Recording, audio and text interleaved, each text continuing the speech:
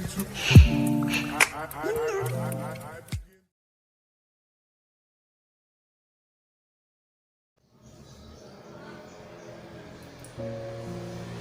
mula kehamilan seperti biasa, ya namanya ibu-ibu muda kan dulu hamil, ada rasa mual, muntah, itu kan istilahnya morning sick ya, sudah biasa. Sampai usia kehamilan kalau nggak salah itu 7 bulan, dokter bilangnya dari hasil USG itu kalau letak bayinya itu sungsang, jadi posisinya itu kepalanya di atas, kakinya di bawah. Tapi masih belum ada rencana untuk misalnya dianjurkan untuk operasi sesar atau ya bagaimana, enggak. Cuman masih harus, kata dokter, masih bisa diusahakan lah dengan cara mungkin ya dengan banyak-banyak bersujud, dengan cara ngepel pakai kain, jadi supaya atau olahraga yang bisa si bayi itu bisa muter, bisa kepala itu bisa jadi ke bawah. Nah, udah dicoba, udah diusahakan gitu, udah dijalani semua yang apa kata dokter bilang. Cuman ya apa mau dikata, mungkin memang udah ditakdirkan sampai usia 9 bulan lebih 2 minggu kalau nggak salah, letak bayinya masih tetap sungsang, nggak berubah sedikit pun. Jadi mau nggak mau dokter menyarankan pilihan terakhir adalah dengan operasi sesar. Nah, dari situ mulailah mempersiapkan hati, mempersiapkan materi dan psikologisnya untuk menyambut kelahiran bayi pertama kita. Singkat cerita, sampailah pada hari yang dijanjikan yang akan dilakukan operasi sesar, yaitu tanggal 24 Oktober tahun 2011. Tepatnya jam 8 pagi, lahirlah anak pertama kami yang diberi nama Muammar Caesar Albani. Waktu itu lahir dengan berat 2,8 kilo dan panjang 46 cm. Operasi sesar berjalan dengan lancar mulai dari awal sampai lahirnya Bani, Mas Bani, itu semuanya nggak ada masalah, lancar, alhamdulillah, sehat, selamat. Tapi pada saat bayinya keluar itu normalnya kan biasanya bayi itu nangis ya, refleks nangisnya gitu kuat biasanya. Ini Bani nggak nangis sama sekali, begitu keluar yang nggak ada suara tangisan, nggak ada suara rengekan.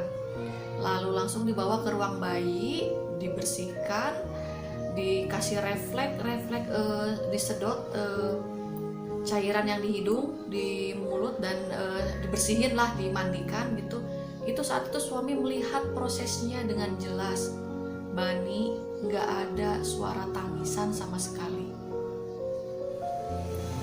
Sampai akhirnya saya selesai dioperasi dan dibawa ke ruang perawatan. Si bayi Mas Bani, waktu Mas Bani bayi ini diserahkan ke saya, sampai saat itu pun gak ada suara tangisan sama sekali. Dari situ bidannya, dokter mulai ada rasa-rasa kenapa nih ya, kok ada yang aneh nih sama bayi ini nih.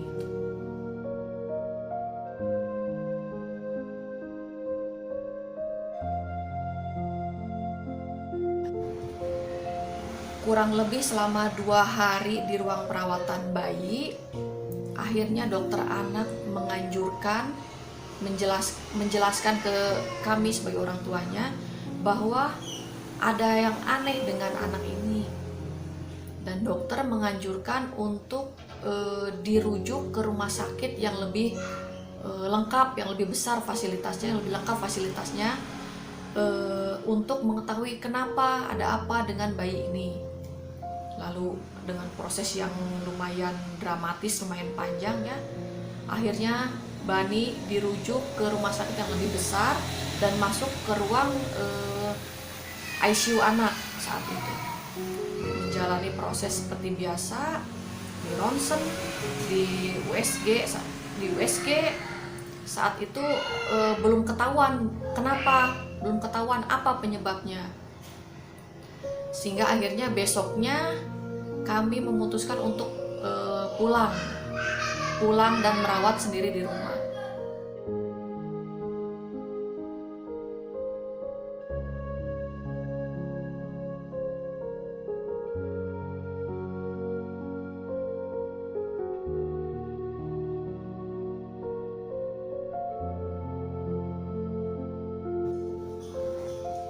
Akhirnya Bani kita bawa pulang ke rumah, kita rawat sendiri di rumah.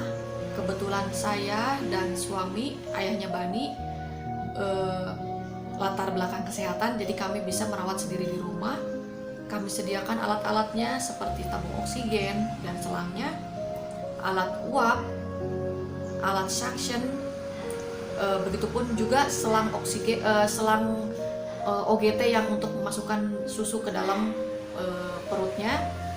Karena waktu itu kan Bani kesadarannya belum benar-benar ya, masih penurunan kesadaran, jadi belum bisa masuk susu, masuk apapun ke dalam mulutnya belum bisa. Jadi kita pasangkan selang ke dalam mulutnya untuk mempermudah bisa masukkan susu ke dalam perutnya.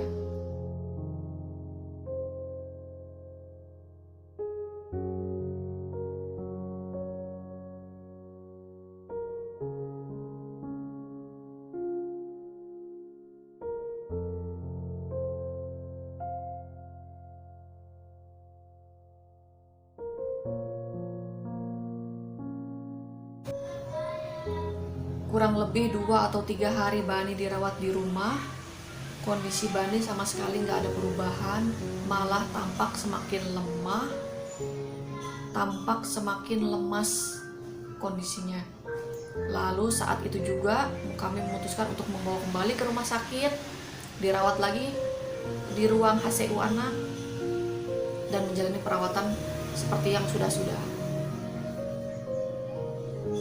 Di rumah sakit yang ketiga ini, dokter anaknya menyarankan untuk di CT scan kepala. Nah, saat itu langsung kita berangkat untuk CT scan kepala, dan ternyata hasilnya di luar dugaan. Terdapat pendarahan di otak Bani, tepatnya di bagian oksipital. Mungkin itu yang menyebabkan kenapa saat lahir Bani tidak menangis, kesadarannya cenderung menurun, dan tidak seperti bayi-bayi yang lainnya. Lega sih.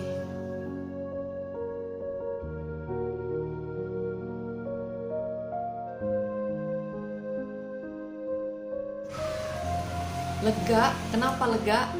Karena akhirnya kita tahu apa penyebabnya. Itu dia, pendarahan otak.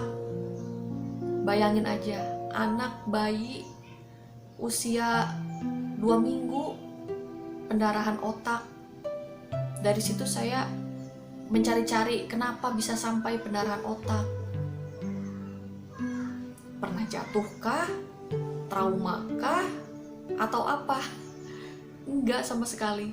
Saat hamil, enggak pernah sekalipun saya kena ada trauma luar atau dalam, atau pernah jatuh, enggak sama sekali. Nah itulah, mungkin ya kembali lagi saya pasrahkan, mungkin ini sudah jalannya dari yang di atas, dari Allah menitipkan anak yang luar biasa, anak yang istimewa kepada kami. Setelah tahu adanya pendarahan otak di kepala Bani, akhirnya dokter kembali merujuk Bani ke rumah sakit lain yang ada dokter bedah syarafnya. Lalu kembalilah kita ke rumah sakit lagi, yang lain lagi, yang lebih bagus lagi. Dari situ dokter bedah syarafnya menyarankan agar Mas Bani dioperasi.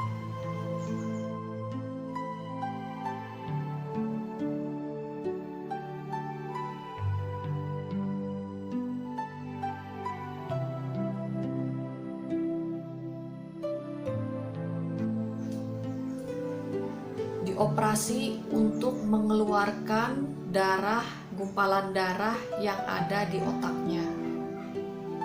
Dari situ perasaan udah down banget ya. gimana seorang ibu melihat anak pertamanya yang baru berusia 2 minggu harus dioperasi otak, operasi kepala untuk menyelamatkan hidupnya. Saya menangis, suami nangis, keluarga kita semua menangis. Apa yang harus kita lakukan? Saya nggak berhenti-berhentinya berdoa, ya Allah minta petunjuk, kenapa? Masih dalam fase belum bisa menerima, fase denial gitu ya. Akhirnya setelah berulang-ulang kami berdoa mohon petunjuk, kami berdiskusi dengan keluarga besar, kami memutuskan Mas Bani tidak usah dioperasi.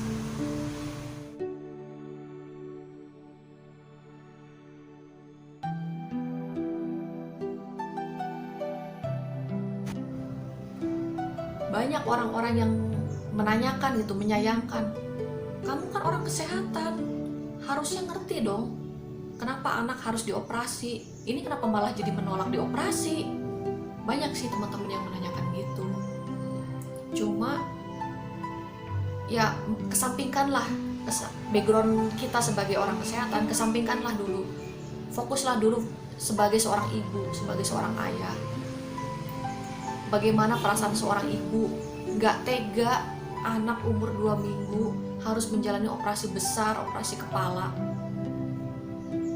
Jadi akhirnya kami sekeluarga memutuskan untuk pasrah apapun yang terjadi.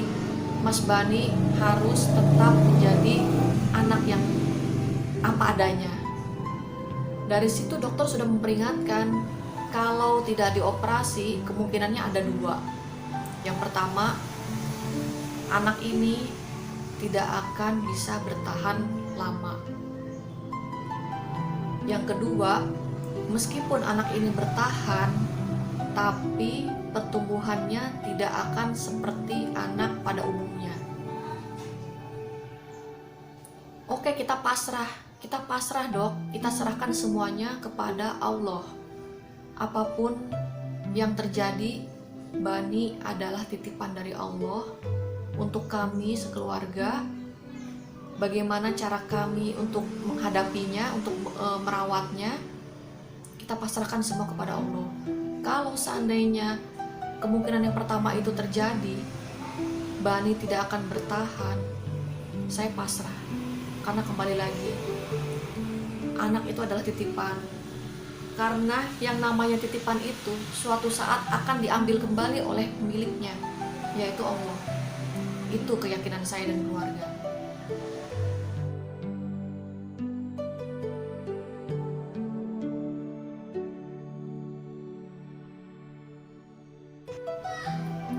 Saat di rumah, saya meminta tolong kepada neneknya Bani, tantenya Bani, untuk ikut bersama-sama merawat Bani di rumah. Saya ajarkan cara pakai oksigen, saya ajarkan cara untuk menguap, menginhalasi. Saya ajarkan bagaimana memasukkan susu melalui selang yang ada dalam mulut Bani kepada keluarga yang satu rumah dengan saya. Itu untuk mengantisipasi, karena sebentar lagi saya akan masuk kerja kembali. Jadi selama saya kerja, orang tua saya atau nenek dan kakeknya Bani yang akan menggantikan peran saya merawat Bani di rumah, atau tantenya, yaitu adik saya.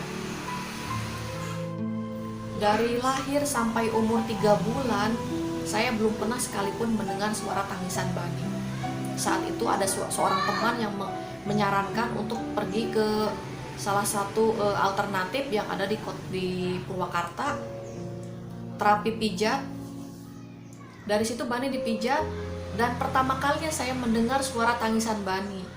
Alhamdulillah, ya Allah, betapa indahnya suara tangisan anak saya ini yang saya rindu-rindukan sejak lahir.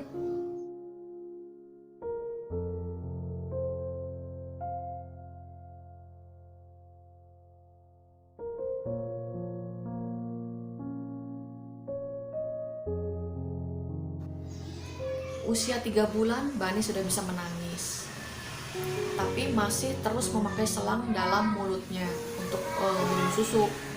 Dari situ mulai lepas oksigennya, sama sekali nggak pakai oksigen. Usia 4 bulan kita coba sedikit-sedikit memasukkan susu melalui mulutnya langsung. Sempat keselak sih, cuman ya memang harus terus diusahakan. Jangan sampai kan kita tergantung dengan selang yang ada di mulutnya. Alhamdulillah di usianya Bani yang ke 4 bulan atau 5 bulan, Bani sudah bisa dicabut selang yang di mulutnya dan bisa menelan air susu sedikit-sedikit. Waktu itu masih pakai sendok ya, belum pakai dot langsung. Masih kita observasi juga, takut ada keselak atau sesak napas gitu. Saat usia 7 bulan, Bani belum bisa tengkurap sendiri, jadi masih dipangku, dan motoriknya memang perkembangan motoriknya memang agak lambat ya, sama persis dengan prediksi dokter waktu itu.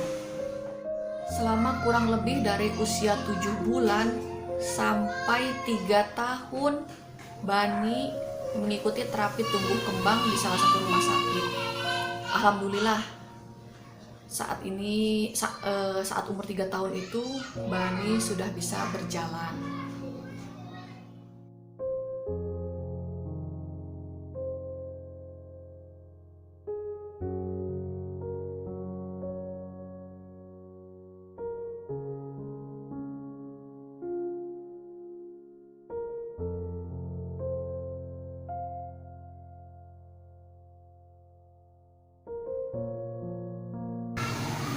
Setelah bisa berjalan, kami kembali ke fokusnya untuk berbicara, karena memang belum bisa berbicara ya. Dari situ diagnosa speech delay sudah terkonfirmasi untuk Bani. Kita mulai terapi wicara saat itu usia 3 tahun, terus seminggu 2 kali kita terapi di tempat terapi dan di rumah, belajar menulis dan membaca juga.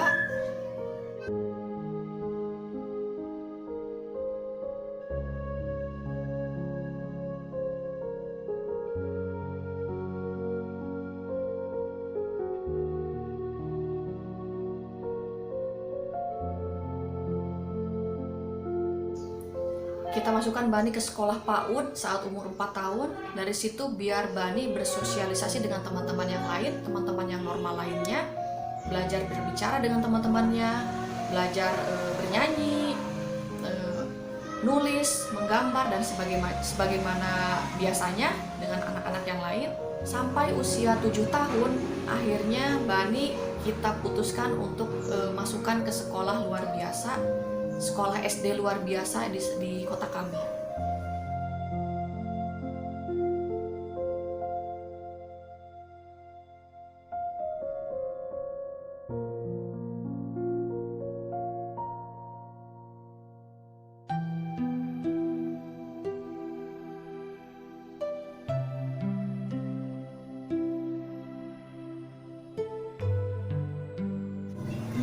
Saat ini Bani sudah berusia 9 tahun, masih bersekolah di SD luar biasa. Alhamdulillah, meskipun speech delay-nya masih terus berlanjut, tapi kemampuan motoriknya alhamdulillah sudah mulai berkembang. Bisa menulis, mengucapkan kata-kata walaupun dengan caranya sendiri, dengan bahasanya sendiri yang hanya bisa dimengerti mungkin dengan keluarga sendiri, dengan orang-orang yang sudah biasa berinteraksi dengan Bani. Kadang kalau ingat masa lalu, ingat di saat Bani, perjuangan Bani dari lahir sampai sekarang, subhanallah, anak ini benar-benar bisa bertahan, anak ini benar-benar kuat, seperti apa kata dokter. Kadang juga banyak orang-orang yang melihat dengan tatapan yang aneh. Mungkin dalam pikiran mereka, ini anak udah gede, kok ngomongnya masih begitu, masih seperti anak bayi, seperti anak usia 1 tahun mungkin, masih meracau. Masih banyak pandangan orang-orang yang melihatnya dengan tatapan yang aneh. yang kepo mungkin ya, yang banyak yang bertanya bagaimana awalnya. Saya sih nggak merasa terganggu. Saya anggap itu sebagai perhatian, mereka care kepada anak saya, kepada Bani. Dan saya dengan senang hati menjelaskan bagaimana awal mulanya, kenapa bisa anak saya seperti ini.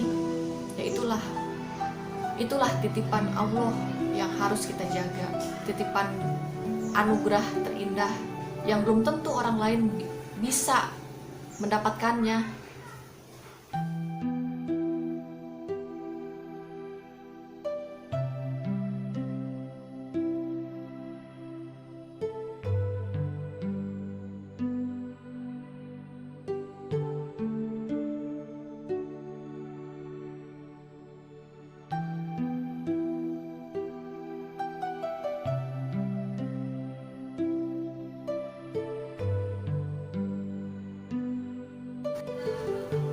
Yang belum tentu orang lain bisa merawatnya sampai sekarang, dan titipan itu diserahkan kepada kami sebagai keluarganya Bani. Tapi untuk berdoa, untuk memohon kekuatan dari Allah untuk bisa merawat anak ini.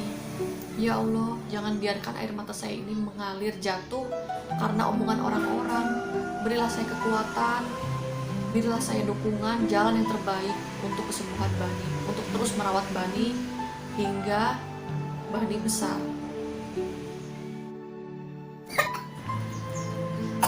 Halo Mas Bani, dadah.